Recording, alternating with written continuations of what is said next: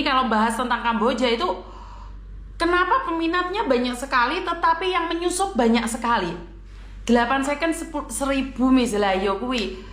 Jadi saya tidak paham ya dengan kejadian yang ada di Kamboja, karena Kamboja ini bukan hal yang baru bagi saya secara pribadi, karena kita berbicara tentang Kamboja itu sudah 3-4 tahun yang lalu kita bahas. Bahkan Mas Uya Kuya sudah secara pribadi memulangkan beberapa orang, dan ini baru meledak akhir-akhir ini. Jadi saya nggak ngerti harus ngomong apa dan bagaimana ya teman-teman ya. Pada kenyataannya kita telat informasi, atau memang kalian tidak ingin mendengarkan informasi yang ada. Jadi nggak percaya kalau kita ngomong itu, nggak ada orang percaya bahwa di Kamboja sudah saya buatkan kontennya 3-4 tahun yang lalu itu berterusan. Bahkan saya itu menolak kalau kasus Kamboja. Saya itu seringkali kalau ada orang curhat tentang Kamboja, saya bilang enggak, saya nggak mau curhatan tentang Kamboja. Dan pada akhirnya setahun belakangan ini muncullah kasusnya Dewi. Nah, Dewi ini saya juga nggak bisa nolong karena saya sudah berhenti. Memang saya tidak bisa menolong karena saya memberikan edukasi tidak didengarkan. Jadi saya menyesal tidak bisa menolong Dewi saat ada di Kamboja. Tetapi saya memang sudah pertama saya sudah kecewa, kedua saya sudah hancur gitu loh. Saya mati-matian membantu orang lain, tetapi orang itu sepertinya nantang, bahkan uji nyali. Sampai saya bilang, kalau ke Kamboja bawa surat Yasin, jangan lupa tulis surat wasiat, atau sekalian bawa mori. Kenapa? Namanya itu Kambodia. Di bahasa Indonesia kan menjadi Kamboja. Menjadi Kamboja. Kamboja adalah bunga. Bagi orang Indonesia, bunga yang ada di tempat-tempat singup, atau tempat-tempat yang wingit, atau tempat-tempat yang sakral, atau bisa dibilang tempat kuburan. Nah, Kamboja sudah terkenal dengan pasukan merah, tentara Khmer merah. Sudah dijulukin dengan neraka dunia.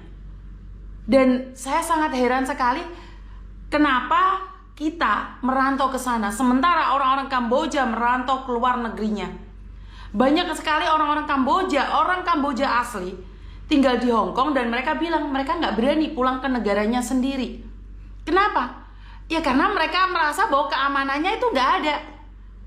Nah, dari situlah saya berpikir kepada teman-teman, kenapa kita sebagai orang biasa, kenapa kita yang tidak ada hubungannya sama sekali, kita harus melawan arus.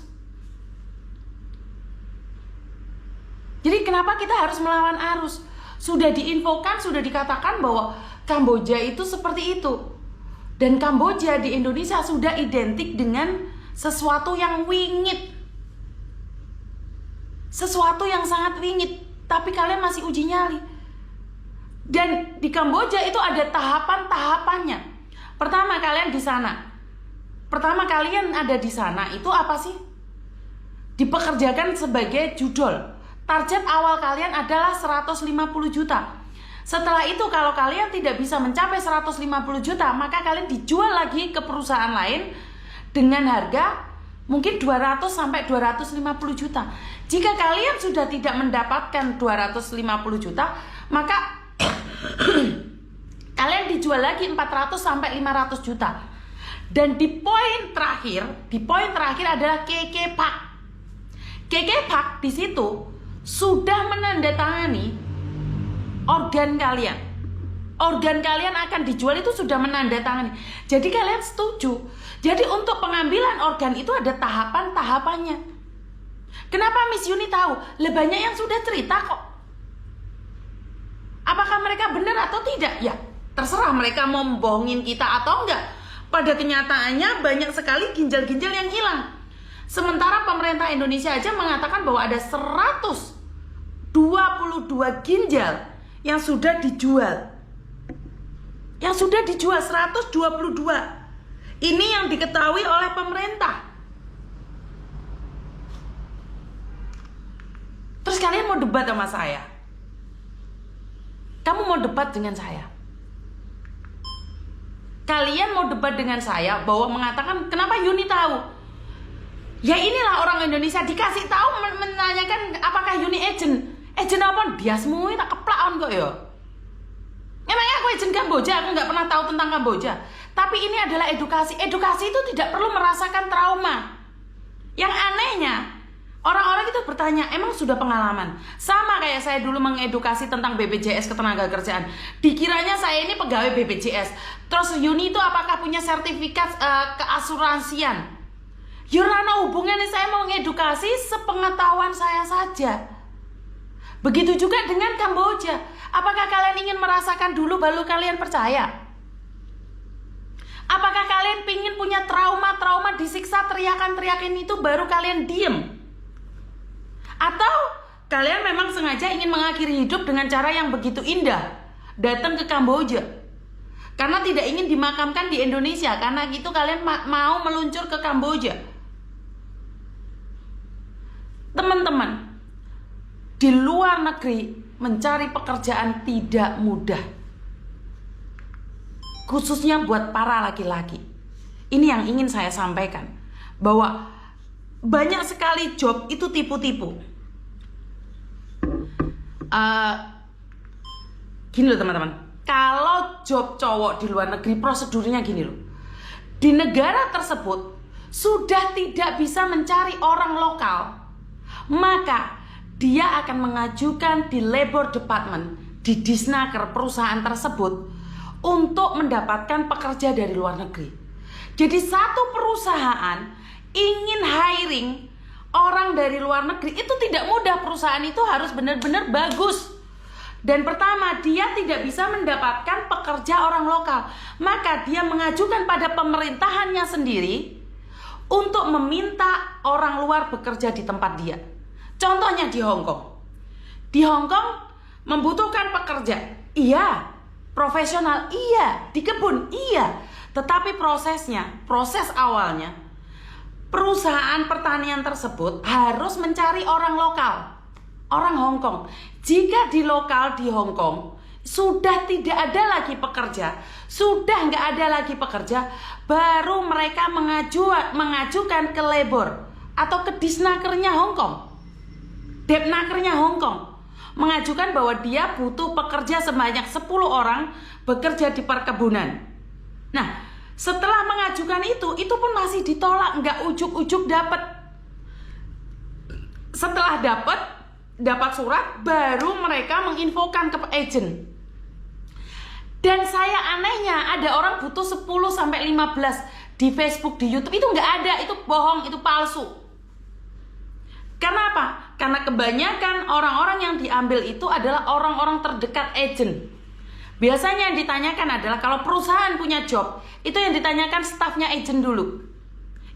Kamu ada nggak cowok untuk bekerja di perkebunan? Ini pengalaman saya ya. Setelah itu anak buah kita aja sendiri banyak. Agent saya cabangnya ada 10. Setiap cabang itu kita kasih tahu staf Indonesianya, ada nggak yang butuh job dari Indonesia. Yang daftar nggak sampai saya taruh di media sosial itu udah banyak sekali.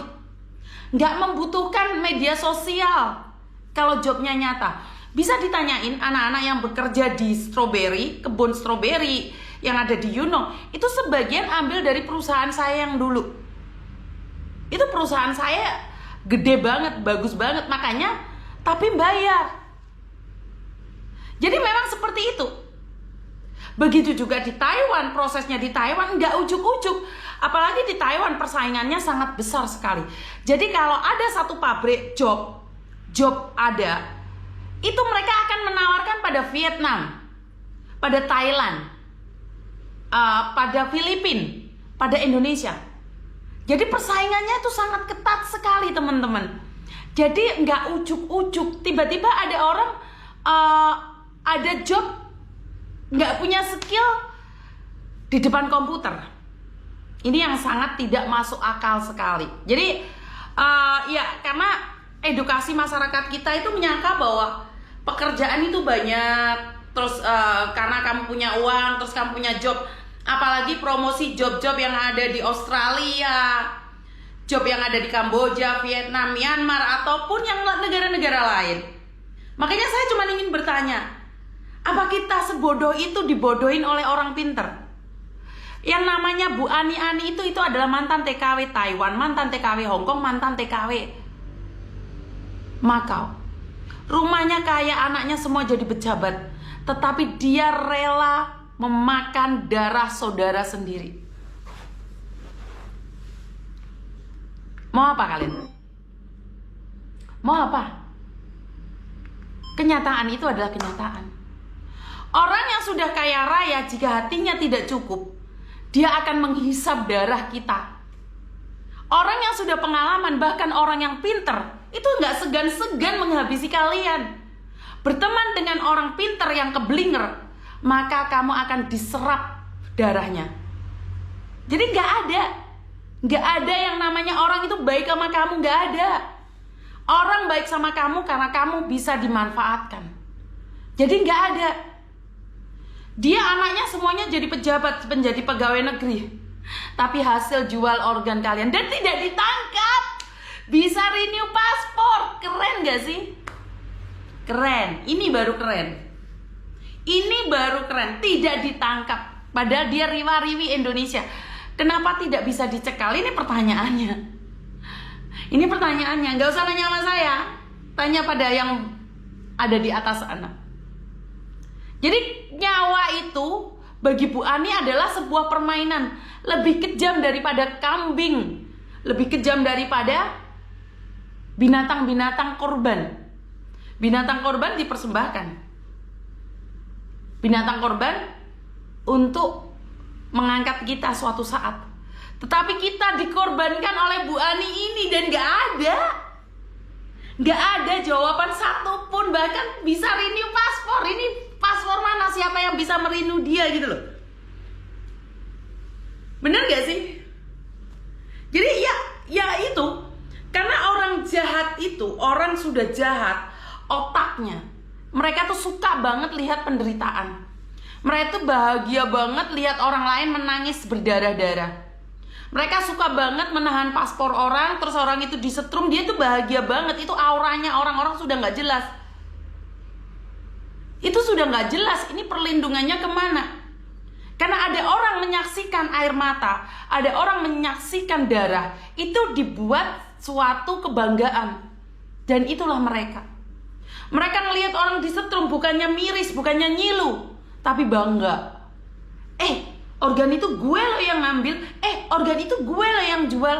Bangga. Dan anehnya tidak ditangkap.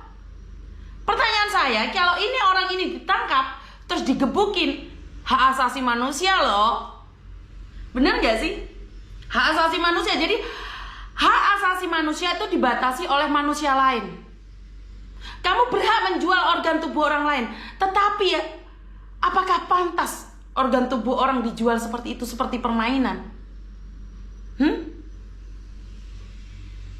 Jadi sekarang ini sudah serem banget. Makanya tidak semua, tetapi mantan-mantan yang ada di Kamboja, mereka udah sakit, otak mereka udah sakit, mereka udah punya trauma.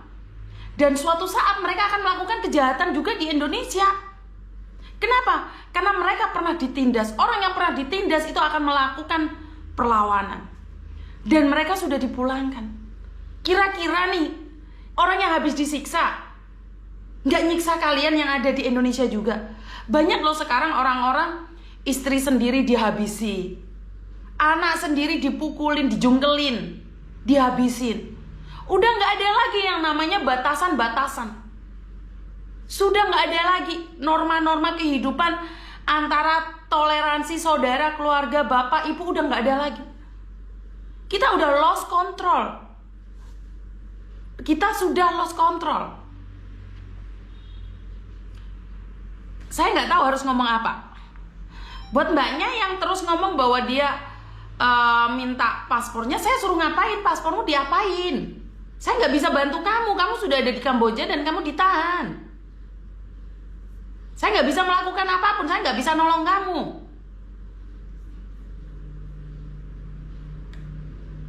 kamu spend saya di situ nggak ada gunanya, saya nggak bisa nolong kamu.